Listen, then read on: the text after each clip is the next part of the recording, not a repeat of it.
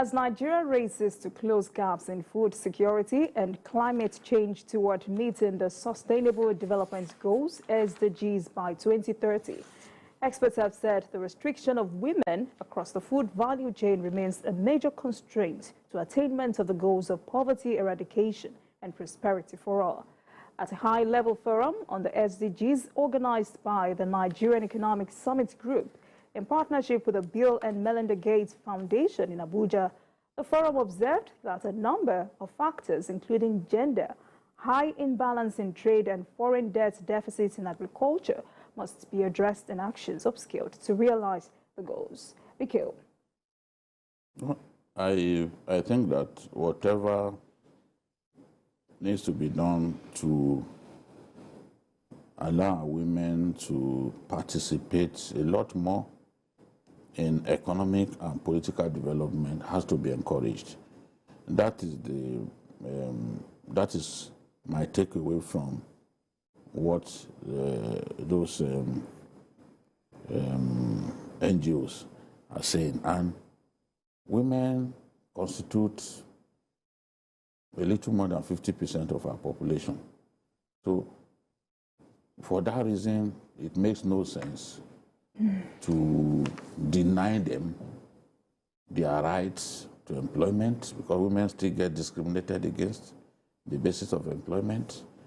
It makes no sense to stop them from contesting elections. There was a time when it was even a crime for women to even come and vote, you know. But we need to make the system good enough for our women to participate in economic development, even farming. Because in the north, for example, in some places they won't allow women to go out, you know, to their farms. In some places, women are actually the real farmers. So there is no doubt that women can do a lot more in our country if given the opportunity. I always remember Obasanjo. Obasanjo gave women opportunity during his time. And all of those women excelled in the positions that Obasanjo gave them. I don't know anyone that didn't excel, you know. Some fought against corruption. You know, I still remember Aruma Ote's video when she faced the House of Reps, you know. Many men will never find that courage that Aruma Ote demonstrated, you know, in the House of Reps that day. And so we need to give them more opportunities and make it safer for them to even take part in politics and contest elective positions. A lot of the women are better than some of the men who get into office and start stealing our money. Absolutely. All right, MJ. Yeah, you know, we transited from the MDGs to SDGs, the Millennium Development Goals, to Sustainable Development Goals. And what brought about this agitation actually is to ensure that we have more participation for women amongst other developmental targets by 2030. And I think one of the major things that should be taken into consideration, even by the federal government of Nigeria, is to ensure that the focal persons of that head the SDGs at the state levels are, first of all, women, so that can ensure, they enhance that participation and can give more power to women. I think Lagos is doing that, and some other states, but the percentage of states using women as the head of their SDGs, and I think the federal government is also doing well there with the appointment of the former deputy governor of Lagos, Mrs. Orelope Adefulire, as the SSA to the president on the SDGs. So I think we should encourage more of these women to take part in economic activities and not just restrict them to the other room, like Baba will say. All right, gentlemen. Joining me now from our Abuja studio to discuss more on this is the Senior Special Assistant to the President on Public Affairs and Strategy, Office of the First Lady, Honorable Sani Zoro. Thank you very much, sir, for joining us. Thank you, comrade. All right. It's about 2 years since COVID struck and brought the world virtually on her knees. Now, since then, about 59 million Nigerians are said to be faced with insufficient daily food consumption. What role do women play in ensuring food security? Honorable, can you hear me? Thank you very much for that. Yes. Thank you very much for that question. But before then, let me join other listeners and viewers in commending your discussions on the two issues that you took off from.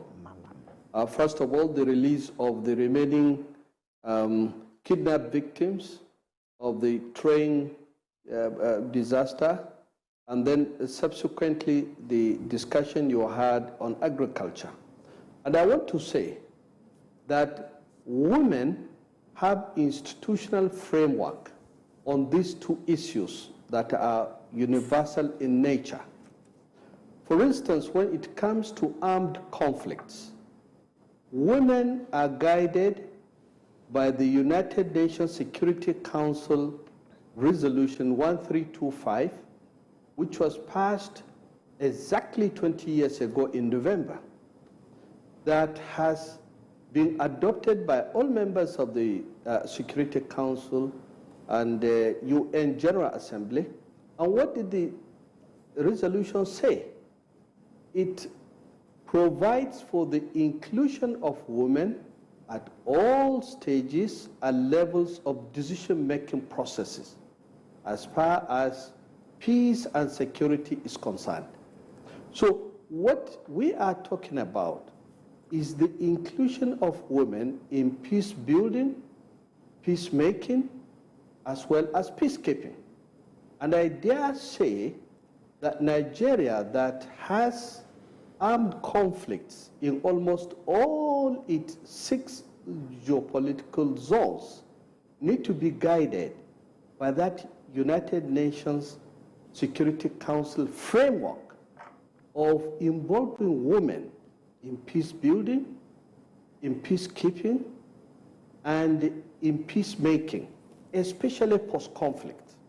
And there are so many reasons, probably if we have time, why we should involve women in this. Secondly, as to agriculture, that is also not only universal, there are regional, there are local frameworks guided by many conventions, resolutions, protocols, compacts that talk about the involvement of women in agriculture. Now, before we talk of the Nigerian case, we can reflect on what is happening in Latin American countries, for instance. In Chile, Brazil, and so many other countries, where women's contribution to agriculture accounts for a huge percentage of the agricultural production in those countries. Even in the United States and the United Kingdom and so many European countries, you also have women contributing to agricultural value chain in no small measure. And also in our own great country, women as small farm holders, they also contribute not only at the rural economy levels, but even as big-time farmers these days. They are involved in poultry, they are involved in piggery, they are involved, in so many other aspects of agricultural production. Now, there is a need, actually, to encourage women, like, our sister has said, there is a need to involve women at managerial and other levels in order to boost food production. And I agree with her entirely that with the leadership of the SDG, led by a lady, that has seen to the involvement of women in all the goals of the SDGs, or towards achieving the goals of the SDGs. I remember during the military regime also in Nigeria, when the People's Bank was led by a lady. Many women, came not only to open bank accounts, but the banking habit was more inculcated, by women during that time. So wherever you have women, there is the tendency for women to feel freer to participate in such processes. Okay. Now, let me also say that on account of the resolution of the United Nations General Assembly some 43 years ago in 1979, we can all remember that there is the Convention Against all forms of discrimination against women. Now, it appears to some of us that in Nigeria particularly, the voices of women have tended to be ignored over time. And I think it is very, very important to make the difference this time around. And that is what the Office of the First Lady of the Federal Republic of Nigeria, in this case, under the leadership of Dr. Aisha Muhammadu Buhari, and under the general direction of Mr. President, now is trying to make a change.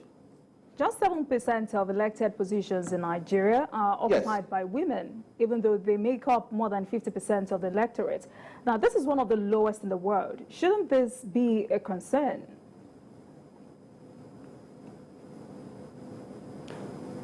It is out of that concern that I am here, for instance, to say that we are reviewing the strategy.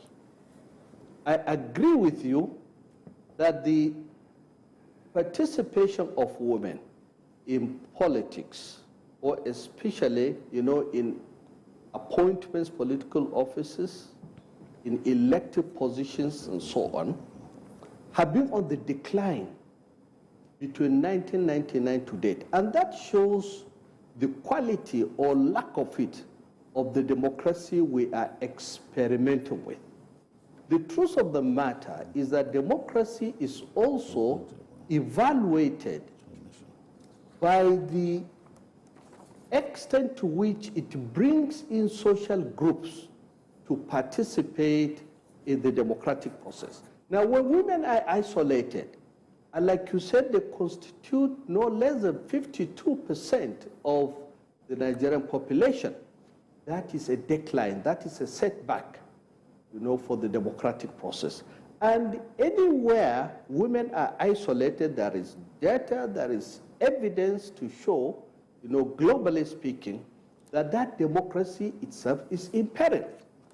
So the strategy we are adopting, the strategy that the First Lady is also advocating for, is that let us have men who are convinced, like myself, I am convinced, that women as our mothers, women as our wives, women as sisters and our children, we need to join in championing their cause.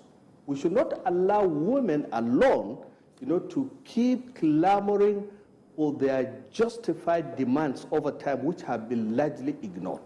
Now, for instance, the First Lady is known to be the first in the history of Nigeria that went to the National Assembly. She led the wife of the Vice President as well as wives of some governors, and from the huge constituency of the civil society, to bow before the mess and ask for the 35% affirmative action that was agreed upon during the 1995 Beijing conference, and that was ignored. I consider that as very, very unfortunate, because it was an opportunity actually to jumpstart and for Nigeria actually to catch up, in fact, with other countries that have since integrated women and have made progress. I give you the example of Rwanda. Rwanda, well over a decade ago, has had 49% of its judges all women. 50% of members of its parliament have been all women. Go to Namibia, go to the Middle East these days, you will be amazed at the extent to which women have been integrated into the political process, into all political appointments in the UAE, in Saudi Arabia, in Bahrain, in Qatar, in all these countries that we go to. They are acting as ministers, they are into security, they are into immigration, they are into all facets of life. And therefore, we are not supposed to restrict women under any guise. They got talents, they have skill sets, and Nigerian women have proved to be leaders anywhere. I give you the example of Amina Mohammed, who is the #2 top civil servant in the world as Deputy Secretary General of the United Nations.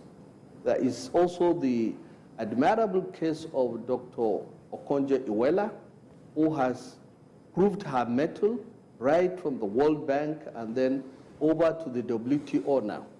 Now, they came by the diplomatic success of the executive arm of government.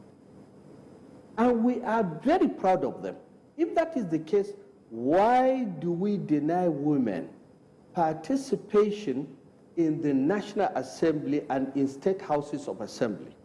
Now, when the two chambers at the National Assembly declined to effect constitutional and legal reforms to accommodate 35% women seats as provided for in the 1995 Beijing Declaration, we came up with a formula out of the series of conversations that the First Lady chaired. And we said, okay, if you are not giving 35%, let us start from, let us start small and then grow big. Let each state of the Federation carve out one seat for women in the House of Representatives. So you will now have 37 block seats, a caucus for women. Let us start with that. And then in the Houses of Assembly, let us have 2 seats reserved for women. Lagos State has 23 members in the House of Representatives. What will it cost Lagos if it spares only 1 seat for a woman to represent the majority population in Lagos State? Kano has 24 seats. What will Kano State lose if it reserves just 1 seat for a woman, for a lady in the House of Representatives? Kano State again has 44 members in the House of Assembly. If it reserves only 2 seats, and each of the 2 states, each of the 37 states, including, with the exception of Abuja, were to reserve these 2 seats, let us experiment with the National Assembly. You have a block caucus for women. We are not talking of the Senate yet. Now, what is the argument? When it comes to discussions, either on cervical cancer or breast cancer, or it comes, there is a discussion on child mortality and maternal mortality, children's health, and so on and so forth. You will agree with me that our ladies are the ones that can articulate these matters better than men. Now, when it comes to these issues of women, peace, and conflicts too, it is men that go to war, it is men that die Honorable Zoro. in war, and Honorable it is the Zoro. women that suffer most because they are the... Let Yes, me ask you this question because we really don't have much time. I'm sure you'll be back. There are some women who are contesting some elective positions now. In the home state of your principal, the First Lady of our country, Aisha Buhari, there is a woman contesting for governor. That's Binani. What can the president's wife do at this point to mobilize women as well as like-minded men to brush aside some of the cultural issues that people often talk about and ensure that the woman from Adama, for example, win the election and becomes governor of the state? Is she in the APC? Yes. In principle, Jide, in principle, we support her and we support all women that are vying for elective offices in 2023. In fact, our position is that any of the political parties that does not prioritize the issues of women, any of the parties that does not bring the issues, gender issue to the forefront should not be taken seriously.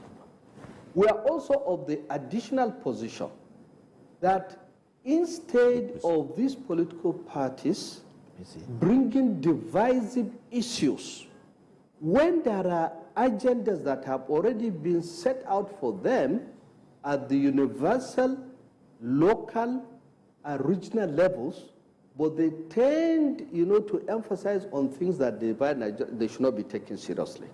Secondly, there are organizations we call socio-cultural organizations in all parts of the country. How we wish they will highlight the issues of women as they affect women that are affected or impacted, by drugs. What about women that have been impacted by tuberculosis? We have just a minute, Honorable Zoro. Can I ask you this last question? Yes. So what do you think that in principle is that we support? Yes, I know Yes. you belong to the APC, so you are most likely going to support Binani anyway. Do you agree with Oshomole that the women are ripe to produce the president of this country? Way back in 1983, you know that I came from the old Kano state. In 1983, the late Malam Aminu Kano picked the late Mrs. Bola Ogumbo, who is supposed to be from today's Delta, as his running mate.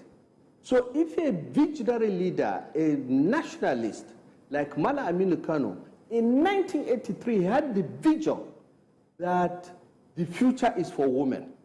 We believe that women have posted political invoices over time, and it is time for return on investment. That is our position. All right, thank you very much, Malam Sani Zoro, SSA to the President on Public Affairs and Strategy. Thank you very much for your time with us today. Thank you. We should let you go now. Thank you. Bikio, quickly, your last thing. Yes, Binani is the APC governorship candidate in Adama State. She's a woman. That's the home state of the president's wife.